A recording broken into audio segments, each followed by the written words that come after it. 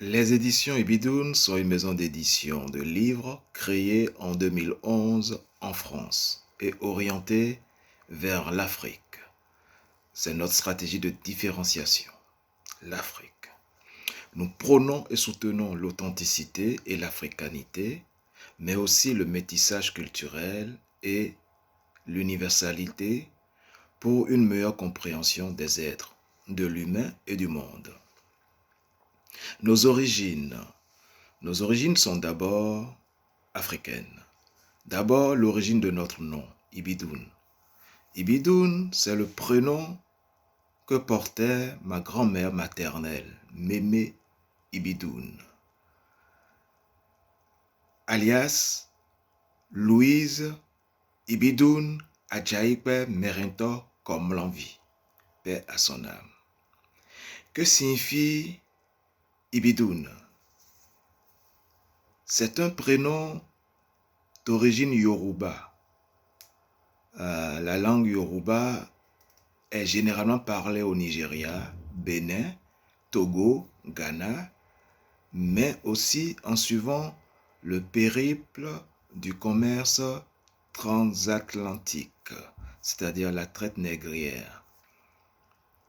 Le Yoruba est également parlé au Brésil, au Cuba,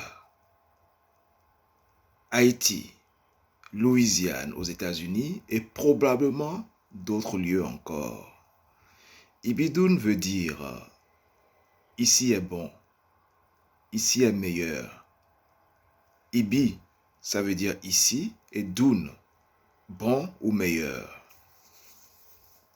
Je suis donc Guillaume Adouvi, fondateur des éditions Ibidoun, maison d'édition de livres. Le Bénin nous a vu naître. Nous n'habitons plus l'Afrique depuis 1984, plus de 38 ans maintenant. Nous sommes partis dans la tendresse de notre adolescence, mais l'Afrique continue toujours de nous habiter. Et nous pensons, à juste titre, à une externalité positive avec les pays africains.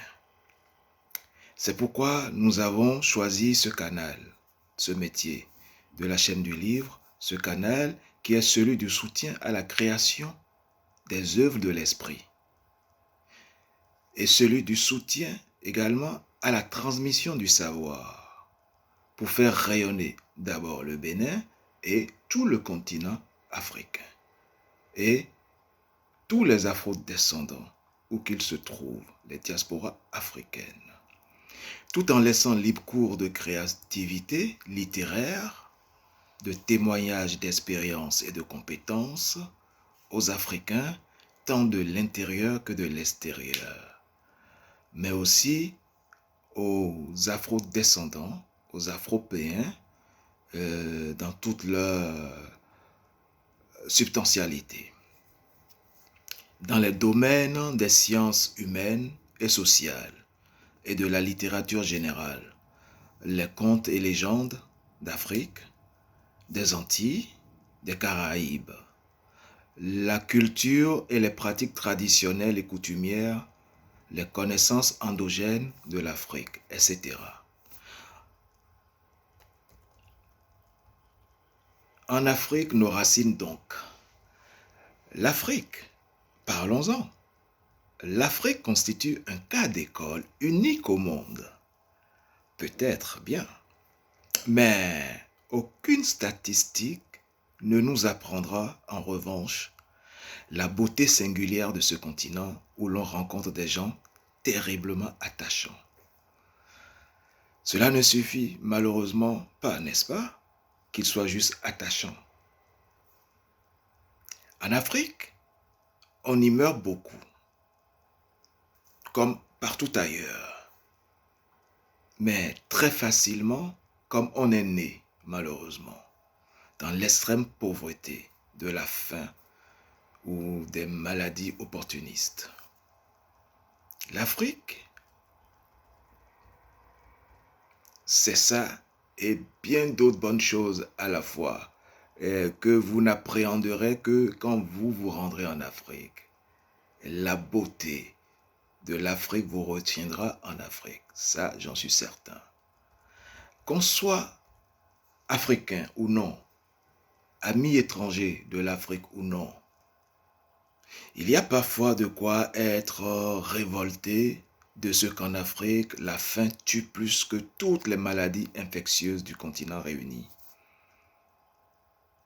Autre chose qui révolte aussi, c'est l'attitude des gouvernements africains qui continuent, parfois béatement ou parfois sans réelle autre possibilité, à suivre les recommandations des officiels occidentaux, motivés par la logique de marché et de concurrence. Notamment en ce qui concerne la subvention ou non de certains produits vitaux ou de rente.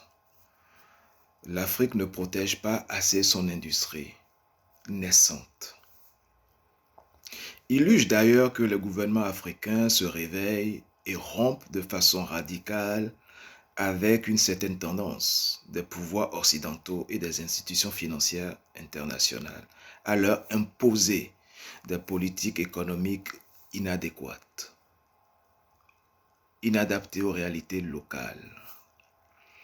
Je pense que c'est aux Africains eux-mêmes à mettre en œuvre des politiques conceptualisées par leurs propres experts africains, afrodescendants, et à s'appuyer sur leur diaspora en Occident ou en Orient pour les aider à les réaliser aux besoins. Ceci est flatteur, c'est l'avis des grands spécialistes, des économistes et financiers et des experts en économie du développement que l'Afrique possède tous les éléments pour devenir un jour le pôle phare de développement au monde. C'est flatteur. Mais nous ne sommes pas dupes. Si l'Afrique ne se développe pas, c'est à cause des liens scélérats, séculaires, qui datent depuis l'époque de l'exploration et de la colonisation. L'Afrique possède tous les éléments, effectivement, pour devenir le pôle phare du développement au monde. Elle possède un sous-sol bien pourvu et pourvoyeur de pétrole, uranium, phosphate, gaz naturel, diamant, or et autres pierres précieuses. Le bauxite, le cobalt, etc. L'Afrique a un sol fertile. C'est certain. L'Afrique a aussi des habitants très habiles et très débrouillards. En plus de posséder des fleuves et océans recelant de trésors, parfois même insondables. Et c'est sûrement là son principal péché à l'Afrique, d'être trop riche. Les enfants de l'Afrique, disais-je, sont compétents, formés dans les meilleures écoles et universités, d'abord africaines, occidentales et orientales. Ces diasporas à l'Afrique sont en constante alerte dans l'élite mondiale des nations riches et émergentes, les nations du savoir. Beaucoup de pays africains pratiquent la démocratie, même si elle n'est pas telle qu'on voudrait. Mais c'est la démocratie, parfois, dans certains pays africains.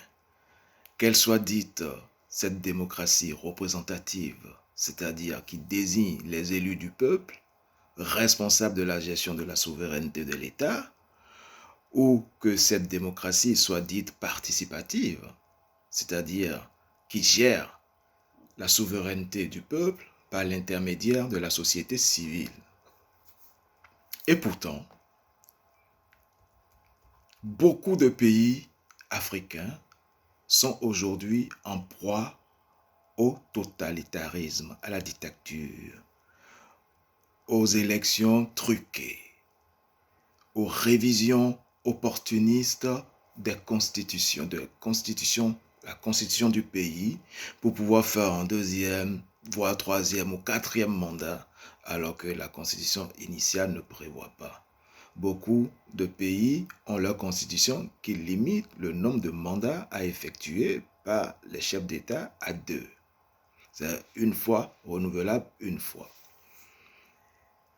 L'Afrique est en proie au totalitarisme, disais-je, mais également à la mauvaise gouvernance. Conséquence sans doute de la montée en puissance ces dernières années de la financiarisation et de la corruption. Sans borne.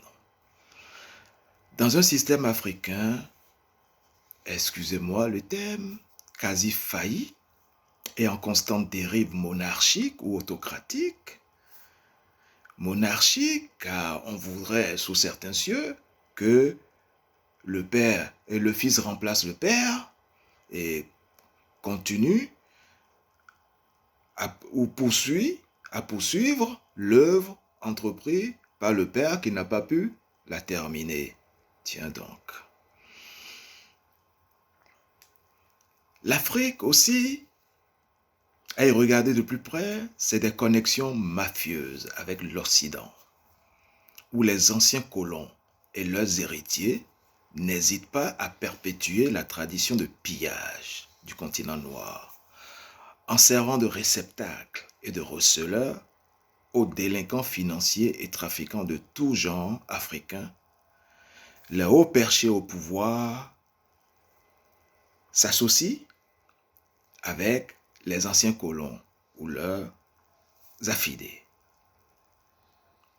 C'est la technique des soupapes, une mode actuelle où l'avenir de tout un peuple se trouve être écrit à l'avance sous la houlette des business angels de la France-Afrique, la Chine-Afrique, la Russo-Afrique et de la World Company sauvage, comme on en voit.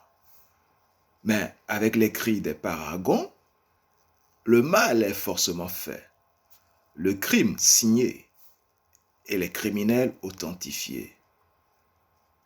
Point de test génétique, pensez-vous? Bien sûr que oui, il y aura.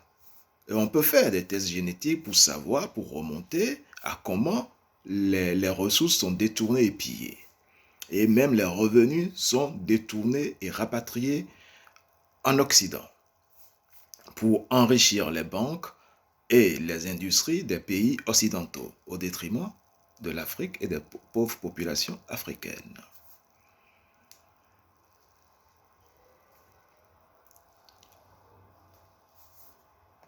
Nous avons créé les éditions Ibidoun pour offrir le support aux intellectuels du continent, aux enseignants et chercheurs du continent qui voudraient dénoncer ces pratiques, cette forme de prévarication des ressources locales et nationales au détriment des pauvres populations, au détriment des écoles qui auraient pu être créées ou mieux aménagées et mieux dotées en matériel, au détriment des dispensaires qui auraient pu être créés pour éviter des rapatriements sanitaires très coûteux et qui laissent devenir comme des mouroirs les hôpitaux locaux. Oui, il faut dénoncer tout cela.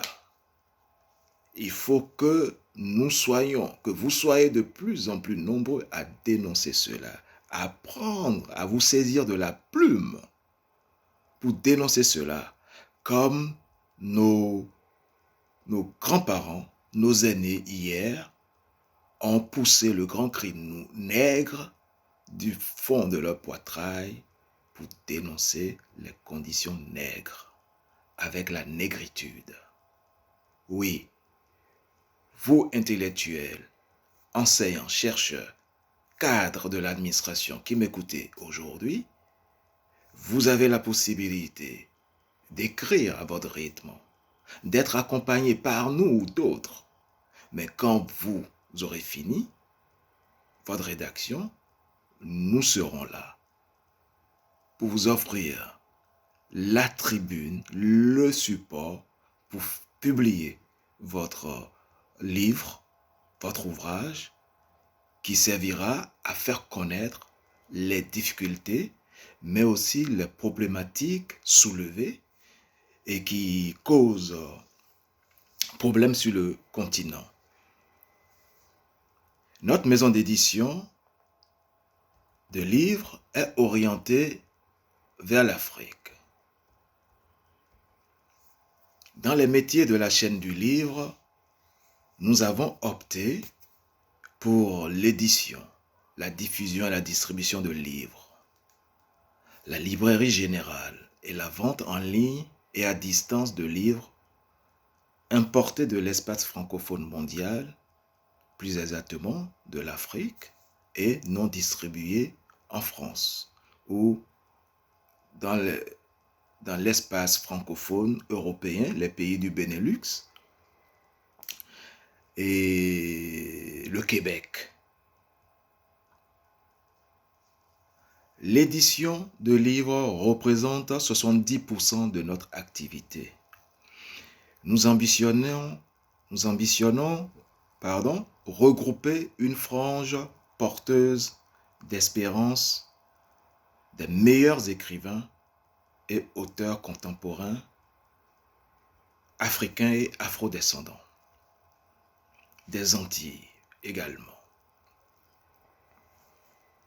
Les manuscrits proposés que nous éditons peuvent être des ouvrages de commande.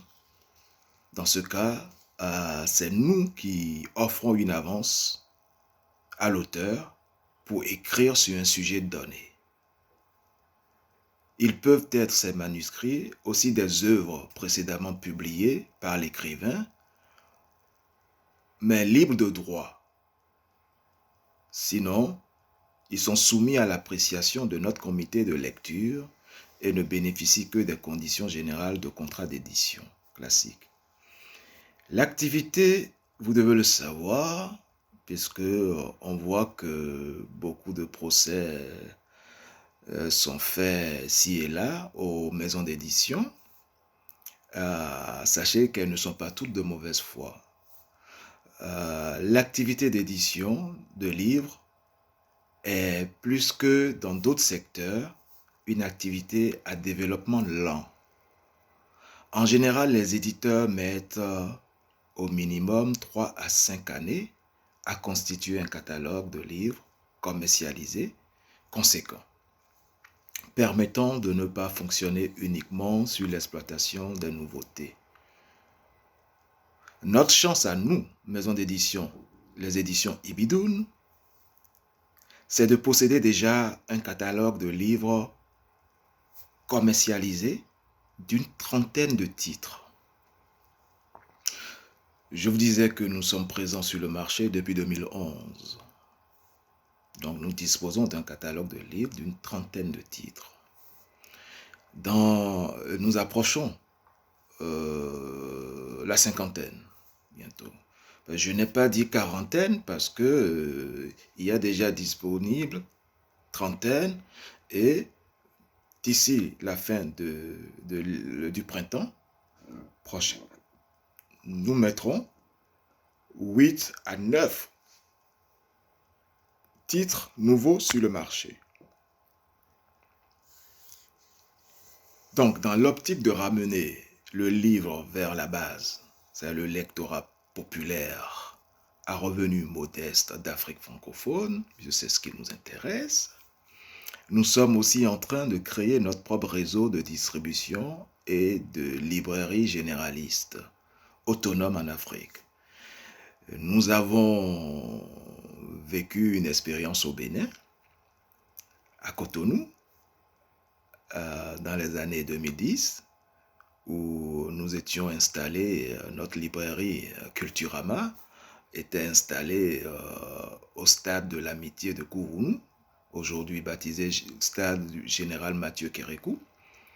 Nous étions mitoyens avec la société pharmaceutique que tous les Béninois connaissent, Happy Bénin, de mon ami et aîné Valentin Agon. Donc nous étions sur la ceinture du stade de l'amitié, dans la voie pavée, complexe, scolaire, Oufoué-Boigny. Donc, il ne faut pas confondre, puisque le stade de l'amitié était dans sa configuration un peu... voilà. Donc, dans l'optique de ramener le livre vers la base, nous allons essayer de nous implanter dans certains pays africains. Et nous allons nous réimplanter au Bénin très prochainement. Et quelques temps après, nous irons au Togo. Pourquoi le Togo? Parce que nous sommes aussi originaires du Togo et dont nous partageons la culture. Nous avons la famille là-bas et le Togo aussi est une grande terre de la littérature, des grands écrivains, Alem Kanyi, Théo Ananiso, Kossi Efoui et autres. La littérature togolaise, la belle littérature togolaise. Et donc, le Togo nous intéresse. Voilà. Nous vous ferons découvrir ici, par ce canal, nos publications éditoriales, mais aussi nos chroniques littéraires et comptes rendus de lecture, dans le contexte historique de rendre hommage ou de témoigner de l'existence et des œuvres d'autres illustres écrivains disparus ou contemporains encore en activité, et à qui il nous revient aussi de magnifier les œuvres et de donner un coup de main. Et tout ça concourra à faire descendre le livre dans les bibliothèques familiales, personnelles des domiciles privés. C'est notre rôle. Et nous comptons sur vous. Alors, à très bientôt. Merci pour votre attentive écoute.